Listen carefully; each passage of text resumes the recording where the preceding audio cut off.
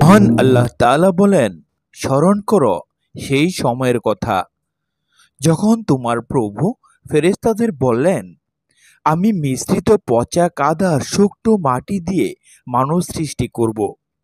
অতঃপর যখন আমি তার অবয়ব পূর্ণভাবে তৈরি করে ফেলব ও তাতে আমি আমার রূহ ফুঁকে দিব, তখন তোমরা তার প্রতি সিজদায় পড়ে যাবে। অন্যত্র তিনি বলেন, তিনিই সেই সত্তা যিনি তোমাদেরকে মাতৃগর্ভে আকার আকৃতি দান করেছেন, যেমন তিনি চেয়েছেন। তিনি ব্যতীত কোনো উপাস্য নেই। তিনি মহাপরাক্রান্ত ও মহাবিজ্ঞানী।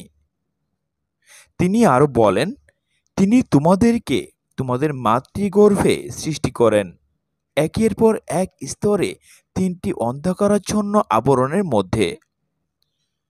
তিনটি আবরণ হল পেট, রেহেম বা জরায়ু এবং জরায়ুর ফুল বা গর্ভাধার। উপরোক্ত আয়াতগুলিতে আদম সৃষ্টির তিনটি পর্যায় বর্ণনা করা হয়েছে। প্রথমে মাটি দ্বারা অবয়ব নির্মাণ, এরপর তার আকার আকৃতি গঠন ও অঙ্গ প্রত্যঙ্গ সমূহে শক্তির আনুপাতিক ভার নির্ধারণ ও পরস্পরের মধ্যে সামঞ্জস্য বিধান এবং সবশেষে তাতে রূহ সঞ্চার করে আদমকে অস্তিত্ব দান। অতঃপর আদমের অবয়ব পাঁজর থেকে কিছু অংশ নিয়ে তার জোড়া বা স্ত্রী সৃষ্টি করা। সৃষ্টির সূচনা পর্বের এই কাজগুলি আল্লাহ তাআলা সরাসরি নিজ হাতে করেছেন। অতঃপর এই পুরুষ বা নারী স্বামী স্ত্রী হিসাবে বসবাস করে প্রথম যে যমজ সন্তান জন্ম দেয়, তারাই হলো মানুষের মাধ্যমে সৃষ্ট পৃথিবীর প্রথম মানব যুগল। তারপর থেকে এই যাবৎ স্বামী স্ত্রীর মিলনে মানুষের বংশ বৃদ্ধি অব্যাহত রয়েছে। শুধু মানুষ নয়, উদ্ভিদরাজি, জীবজন্তু ও প্রাণীকুলের সৃষ্টি হয়েছে মাটি থেকে, আর মাটির সৃষ্টি হয়েছে পানি থেকে। পানি হল সকল জীবন্ত বস্তুর মূল। মৃত্তিকাজাত সকল প্রাণীর জীবনের প্রথম ও মূল একক ইউনিট হচ্ছে প্রোটোপ্লাজম, যাকে বলা হয় আদি প্রাণসত্তা। এ থেকেই সকল প্রাণী সৃষ্টি হয়েছে। এর মধ্যে রয়েছে মাটির সকল প্রকারের রাসায়নিক উপাদান। মানুষের জীবন বীজে প্রচুর পরিমাণে 4টি উপাদান পাওয়া যায়: অক্সিজেন, নাইট্রোজেন, কার্বন ও হাইড্রোজেন। আর 8টি পাওয়া যায় সাধারণভাবে সমপরিমাণে।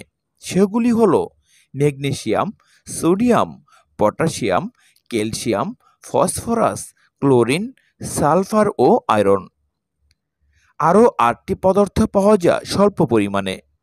তা হল silicon, molybdenum, fluorine, cobalt, manganese, iodine, copper ও জিঙ্ক।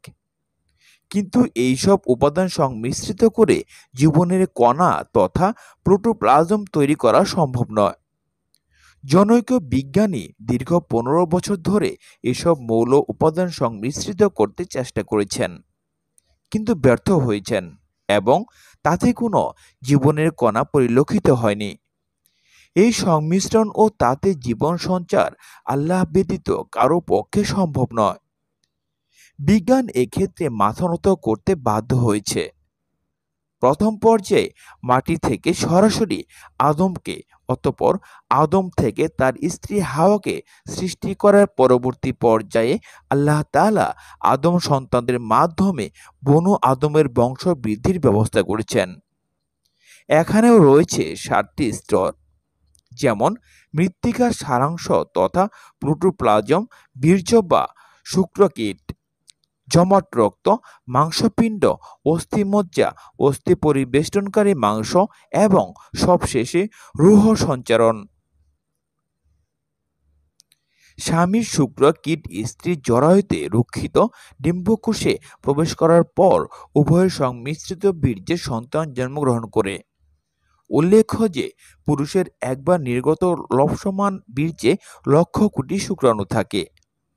আল্লাহর হুকুমে তন্মধ্যকার একটি মাত্র শুক্রকীট স্ত্রীর জরায়ুতে প্রবেশ করে। এই শুক্রকীট পুরুষ ক্রোমোজোম ওয়াই অথবা স্ত্রী ক্রোমোজোম এক্স হয়ে থাকে। এর মধ্যে যেটি স্ত্রীর ডিম্বের এক্স ক্রোমোজোমের সাথে মিলিত হয় সেভাবে পুত্র বা কন্যা সন্তান জন্মগ্রহণ করে আল্লাহর হুকুমে। মাতৃগর্ভের তিনটি গাঢ় অন্ধকার পর্দার অন্তরালে এইভাবে দীর্ঘ ৯ মাস ধরে বেড়ে ওঠা প্রথমত একটি পূর্ণ জীবনসত্তার সৃষ্টি, অতঃপর একটি জীবন্ত প্রাণবন্ত ও প্রতিভাবান শিশু হিসেবে দুনিয়াতে ভূমিষ্ঠ হওয়া কতই না বিস্ময়কর ব্যাপার। কোনো মানুষের পক্ষে এই অনন্য অকল্পনীয় সৃষ্টিকর্ম আদৌ সম্ভব কি? মাতৃগর্ভের ওই অন্ধকার গৃহে মানব শিশুর সৃষ্টি সেই মহান কারিগর কে?